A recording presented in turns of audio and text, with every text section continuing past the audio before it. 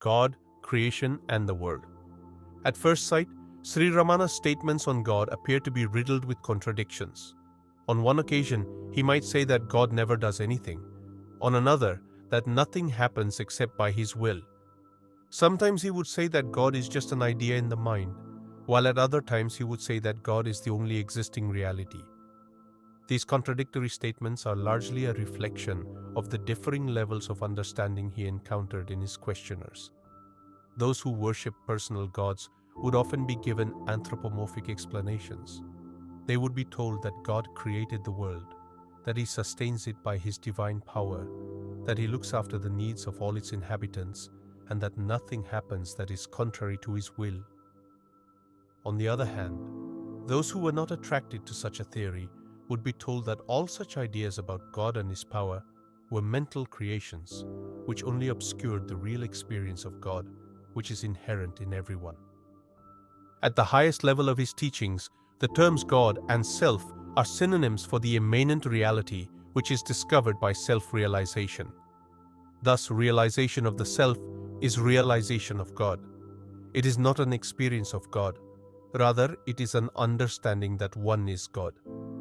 Speaking from this ultimate level, Sri Ramana's statements on God can be summarized in the following way. He is immanent and formless. He is pure being and pure consciousness. Manifestation appears in him and through his power, but he is not its creator. God never acts, he just is. He has neither will nor desire. Individuality is the illusion that we are not identical with God. When the illusion is dispelled, what remains is God. On a lower level, he spoke about Iswara, the Hindu name for the Supreme Personal God. He said that Iswara exists as a real entity only so long as one imagines that one is an individual person. When individuality persists, there is a God who supervises the activities of the universe. In the absence of individuality, Iswara is redundant. Besides Iswara, Hinduism has many deities which resemble the gods and demons of Norse and Greek mythology. Such deities are a central feature of popular Hinduism, and their reality is still widely accepted. Sri Ramana surprised many people by saying that such beings were as real as the people who believed in them. He admitted that after realization, they shared the same fate as Iswara, but prior to that, he seemed to regard them as senior officials in a cosmological hierarchy which looked after the affairs of the world. God is described as manifest and unmanifest. As the former, he is said to include the world as a part of his being. If that is so, we as part of that world should have easily known him in the manifested condition. Know yourself before you seek to decide about the nature of God and the world. Does knowing myself imply knowing God? Yes, God is within you. Then what stands in the way of my knowing myself or God? Your wandering mind and perverted will. Is God personal? Yes, he is always the first person, the I ever standing before you. Because you give precedence to worldly things, God appears to have receded to the background. If you give up all else and seek him alone, he alone will remain as the I, the self. Is God apart from the self? The self is God. I am is God. This question arises because you are holding on to the ego self. It will not arise if you hold on to the true self. For the real self will not and cannot ask anything. If God be apart from the self, he must be a selfless God, which is absurd. God, who seems to be non-existent, alone truly exists, whereas the individual who seems to be existing is ever non-existent. Sages say that the state in which one thus knows one's own non-existence, sunya alone, is the glorious supreme knowledge. You now think that you are an individual, that there is the universe, and that God is beyond the cosmos. So there is the idea of separateness. This idea must go. For God is not separate from you or the cosmos. The Gita also says, "The self am I, O Lord of sleep. In every creature's heart, the rise and noon of every form, I am its final doom as well." Bhagavad Gita 10:20. Thus, God is not only in the heart of all, He is the prop of all, He is the source of all, their abiding place and their end. All proceed from Him, have their stay in Him, and finally resolve into Him. Therefore, He is not separate. How are we to understand this passage in the Gita? This whole cosmos forms a particle of me. It does not mean that a small particle of God separates from Him and forms the universe. His Sakti power is acting.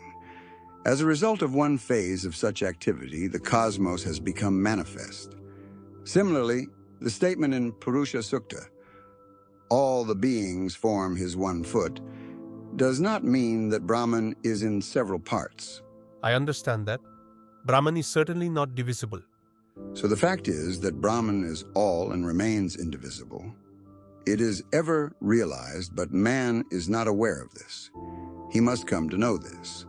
Knowledge means the overcoming of obstacles which obstruct the revelation of the eternal truth that the self is the same as Brahman.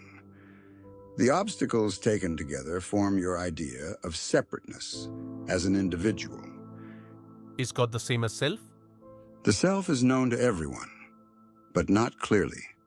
You always exist. The being is the self. I am is the name of God. Of all the definitions of God, none is indeed so well put as the biblical statement, I am that I am, in Exodus 3. There are other statements, such as Brahmaivaham, Brahman am I, Aham Brahmasmi, I am Brahman, and Soham, I am He. But none is so direct as the name Jehovah, which means I am. The absolute being is what is. It is the self. It is God. Knowing the self, God is known. In fact, God is none other than the self. You say that even the highest God is still only an idea. Does that mean that there is no God? No, there is an ever-present reality. Does He exist in any particular place or form? If the individual is a form, even self, the source, who is the Lord, will also appear to be a form. If one is not a form, since there then cannot be knowledge of other things, will that statement that God has a form be correct? God assumes any form imagined by the devotee through repeated thinking in prolonged meditation. Though He thus assumes endless names, the real, formless consciousness alone is God. With regard to His location, God does not reside in any place other than the heart. It is due to illusion, caused by the ego, the I am the body idea, that the kingdom of God is conceived to be elsewhere. Be sure that the heart is the kingdom of God. Know that you are the perfect, shining light which not only makes the existence of God's kingdom possible, but also allows it to be seen as some wonderful heaven. To know this is alone jnana. Therefore, the kingdom of God is within you. The unlimited space of Turiyatita, beyond the four states, i.e. the self, which shines suddenly in all its fullness within the heart of a highly mature aspirant during the state of complete absorption of mind, as if a fresh and previously unknown experience, is the rarely attained and true Sivaloka, the kingdom of God, which shines by the light of self. They say that the jiva, individual, is subject to the evil effects of illusion, such as limited vision and knowledge, whereas Iswara has all-pervading vision and knowledge. It is also said that jiva and Iswara become identical if the individual discards his limited vision and knowledge. Should not Iswara also discard his particular characteristics, such as all-pervading vision and knowledge? They too are illusions, aren't they? Is that your doubt? First discard your own limited vision, and then there will be time enough to think of Iswara's all-pervading vision and knowledge. First, get rid of your own limited knowledge. Why do you worry about Iswara? He will look after himself. Has he not got as much capacity as we have? Why should we worry about whether he possesses all-pervading vision and knowledge or not? It is indeed a great thing if we can take care of ourselves. But does God know everything? The Vedas declare God to be omniscient only to those who ignorantly think themselves to be people of little knowledge. But if one attains and knows him as he really is, it will be found that God does not know anything because his nature is the ever real whole, other than which nothing exists to be known. Why do religions speak of gods, heaven, hell, etc.? Only to make the people realize that they are on a par with this world and that the self alone is real. The religions are according to the viewpoint of the individual. Do Vishnu, Shiva, etc. exist? Individual human souls are not the only beings known. And their sacred regions Kailasa or Vaikuntha, are they real? As real as you are in this body. Do they possess a phenomenal existence, like my body? Or are they fictions like the horn of a hare? They do exist. If so, they must be somewhere. Where are they? Persons who have seen them say that they exist somewhere. So we must accept their word. Where do they exist? In you. Then it is only an idea which I can create and control. Everything is like that. But I can create pure fictions, for example, a hare's horn, or only part truths, for example, a mirage, while there are also facts irrespective of my imagination. Do the gods Iswara or Vishnu exist like that? Yes. Is God subject to pralaya, cosmic dissolution? Why? Man becoming aware of the self transcends cosmic dissolution and becomes liberated. Why not Iswara, who is infinitely wiser and abler? Do devas, angels, and pisachas, devils, exist similarly? Yes. These deities, what is their status relative to the self? Ganapati and other deities like Brahma exist from a human standpoint. That is to say, if you consider your personal self as real, then they also exist.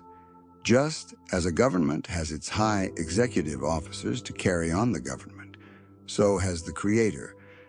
But from the standpoint of the self, all these gods are illusory and must themselves merge into the one reality. Whenever I worship God with name and form, I feel tempted to think whether I'm not wrong in doing so, as that would be limiting the limitless, giving form to the formless. At the same time, I feel I'm not constant in my adherence to worship God without form. As long as you respond to a name, what objection could there be to your worshiping a God with name or form? Worship God with or without form till you know who you are. I find it difficult to believe in a personal God. In fact, I find it impossible. But I can believe in an impersonal God, a divine force which rules and guides the world, and it would be a great help to me, even in my work of healing, if this faith were increased. May I know how to increase this faith? Faith is in things unknown, but the self is self-evident. Even the greatest egotist cannot deny his own existence. That is to say, cannot deny the self. You can call the ultimate reality by whatever name you like and say that you have faith in it or love for it. But who is there who will not have faith in his own existence or love for himself? That is because faith and love are our real nature. Should I not have any idea about God? Only so long as there are other thoughts in the heart can there be a thought of God conceived by one's mind. The destruction of even that thought of God due to the destruction of all other thoughts alone is the unthought thought, which is the true thought of God.